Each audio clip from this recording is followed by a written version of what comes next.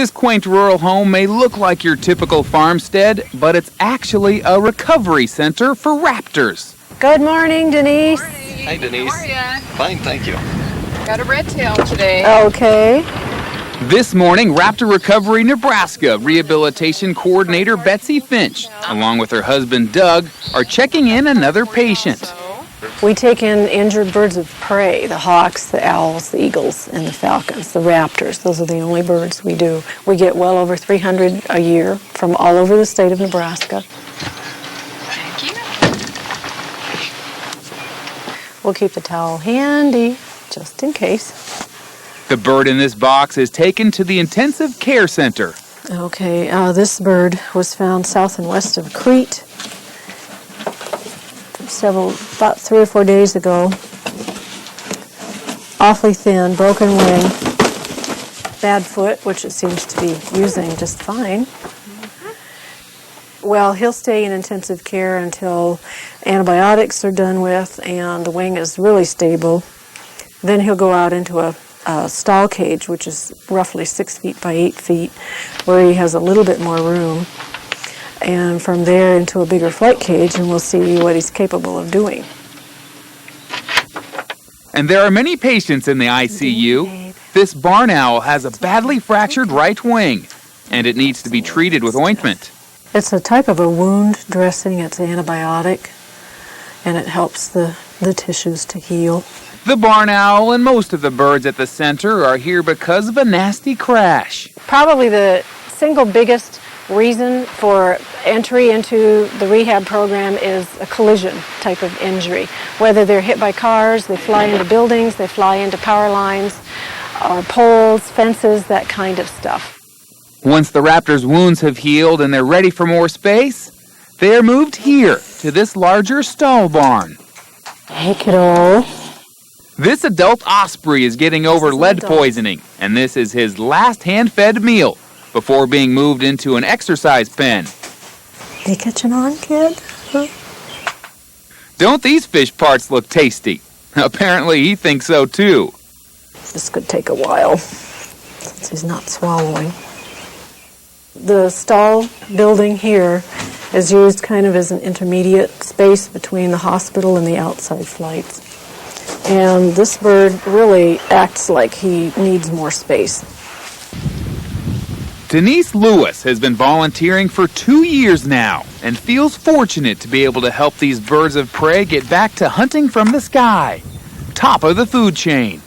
Their keen senses. I mean, anybody that can see, better than humans and hear better than humans and just have that awesome ability in killing prey with their feet. I mean, that's just that's something to respect and just hold in wonderment, I think.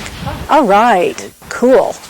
That's exactly what I wanted him to do, to see if he could fly right up to those perches, and he did it. This is great. Maybe we can get him out in short order. This is one of 6 new flight cages the center now uses thanks to a grant from the Nebraska Environmental Trust.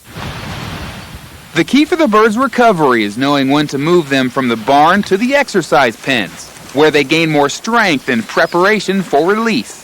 There we go, babe. Look at this, all this room. Are you ready? Are you ready? Huh? Okay. I think it really just takes careful watching and consideration of the birds themselves.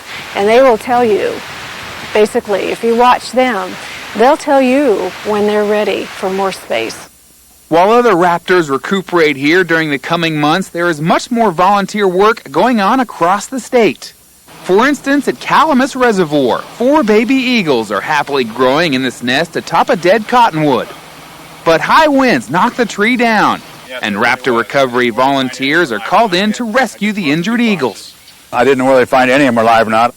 Elsewhere, veterinarians spend money out of their pocket for surgeries and treatment. This satellite facility in Kearney provides care for the birds before they are taken to the Raptor Recovery headquarters. Here we have the 3 eaglets all caged together. And even more volunteers help transport their feathered friends back to the center. These people are the dedicated people that most of anyone who finds an injured raptor is going to meet up with. Many of them started out because they had found an injured bird and wanted to help. All that volunteer work pays off when one of these injured birds gets to be released. Now these two hawks aren't going anywhere just yet, but this immature eagle sure is. Tagged with an ID band and a final check of the once broken wing, and she is ready to go. Loaded back into Denise's van, the bird is a day away from freedom. Big girl. This eagle is being released at the DeSoto National Wildlife Refuge near Blair. I've got one leg. For Denise, this is her first release, and all her work with Raptor Recovery Nebraska pays off in this one moment.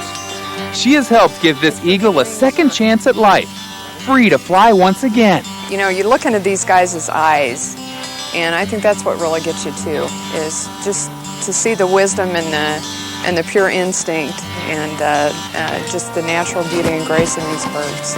You know what? Who's gonna go? Go! Another success story thanks to the work of Raptor Recovery Nebraska.